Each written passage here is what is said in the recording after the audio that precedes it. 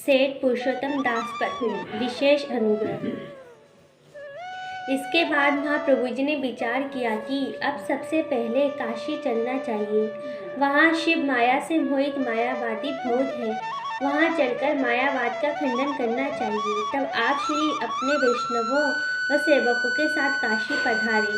गंगा के किनारे मणिकर्णिका घाट पर आपकी पंडितों से शास्त्रार्थ चर्चा हुई। आपने शास्त्रार्थ में सबको निरुत्तर कर दिया। इस प्रकार मायावाद का खंडन करके भक्ति मार्ग को सिद्ध किया। उस समय काशी के नगर सेठ पुरुषोत्तम दास क्षत्रिय भी वहाँ खड़े थे।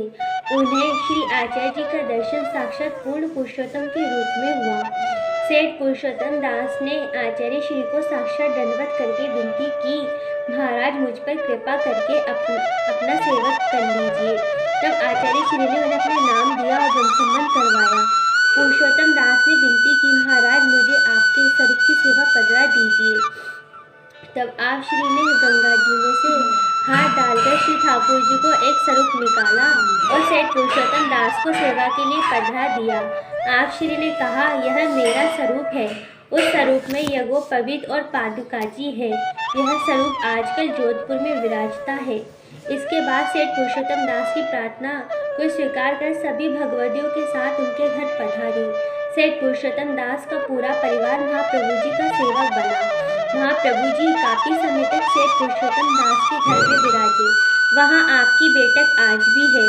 काशी में रोज ही बड़े बड़े स्मार्ट और मायावादी शास्त्रार्थ करने के लिए आते थे और निरुत्तर होकर लौटते थे।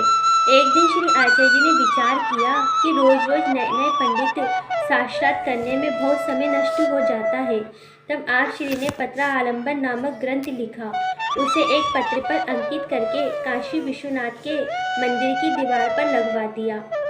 उसके नीचे लिख दिया, इस पत्र को पढ़ने के बाद जिसके मन में संदेह हो वह आकर हमसे चर्चा करे। पंडितों के प्रश्नों में उत्तर प्राय पत्रावलंबन में मिल जाते थे। इसके संबंध में गोपाल दास जी ने वल्लभाख्यान में गाया है, पत्रावलंबे पंडित जीत्या गज माइक मातंग श्री कृष्ण पूरण ब्रह्मा स्थाप्या जैनाम रूप कोटि अनंग। पत्र आलंबन पढ़ने के बाद भी कुछ लोग आचार्य श्री के पास ही पहुंच ही जाते थे। एक दिन आचार्य श्री के सेवक विष्णुदास छिपा, जो कि द्वारपाल का कार्य करते थे, उन्होंने विचार किया कि मायावादी पंडित आचार्य श्री को बारंबार श्रम देते हैं, इसलिए महाप्रभु जी के कृपा पात्र विष्णुदास छिपा पहले पंडितों से प्रश्नोत्तर कर लेते थे और पंडित निरुत्तर होकर लौट जाते थे। इस प्रकार महाप्रभु जी का पत्र आलंबन ग्रंथ लिखने का उद्देश्य पूरा हुआ। उन्हें भगवत सेवा तथा ग्रंथ लेखन के लिए पर्याप्त समय मिलने लगा। सेठ पुरुषोत्तम दास के घर बहुत समृद्धि थी। वे आचार्य श्री की तथा भगवती वैष्णवों की भांति सेवा करते थे। इसी प्रकार ठाकुर जी श्री मदन मोहन जी की सेवा भी मन लगाकर करते थे।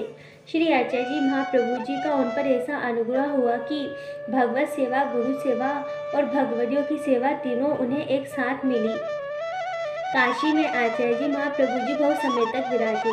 काशी में जो जीव थे वे आपकी शरण में आए। एक बार जन्माष्टमी के उत्सव का समय आया, तब आप श्री ने विचार किया कि सभी अवतार श्री ठाकुर जी के हैं, किंतु कृष्ण अवतार सब अवतारों का मूल है। सभी अवतार इन्हीं से हुए हैं।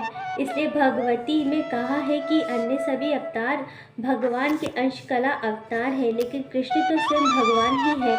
श्री कृष्ण ही हमारे सर्वस्व और सेव्य है। पुष्टि मार्ग इन्हीं से प्रकट हुआ है। पुष्टि मार्ग ब्रज भक्तों के स्नेह का मार्ग है। इसलिए आपने नंद उत्सव करने की इच्छा की। आप चाहते थे कि देवी जीवों का नंदराय जी के घर में जैसा नंद महोत्सव हुआ था उसके प्रत्यक्ष दर्शन हो जाए, क्योंकि शुकदेव जी ने राजा परीक्षित जी को भी नंद महोत्सव का केवल शब्दों में ही वर्णन करके बतलाया था, उसके साक्षात दर्शन नहीं करवाए थे। सेठ पुरुषोत्तम दास के घर में कुआं था, उसमें से नंदराय जी, यशोदा जी और ब्रज भक्त प्रकट हो गए। भगवान का नंद महोत्सव प्रत्यक्ष हो गया। श्री ठाकुर जी पालने में झूल रहे थे, यशोदा जी झुला रही थी, नंदराय जी समेत ब्रज भक्त गोप नृत्य कर रहे थे। सेठ जी की समृद्धि से उत्सव भी भव्य बन गया। ये सब सेठ जी पर महाप्रभु जी का अनुग्रह ही था। सेठ पुरुषोत्तम दास को महाप्रभु जी ने नाम देने की आज्ञा देकर विशेष अधिकार दिया। जिससे कि महाप्रभु जी अन्यत्र देवी जीवों का उद्धार करने के लिए जा सके। महाप्रभु जी ने अनेक स्थलों पर यात्रा कर पृथ्वी को पवित्र किया, तीर्थों को स्नात किया, मायावाद का खंडन किया, भक्ति मार्ग का स्थापन किया और देवी जीवों का उद्धार किया। इसके लिए आप श्री ने काशी से मार्गशीर्ष वदी के दिन जगन्नाथपुरी की ओर प्रस्थान किया। श्री राज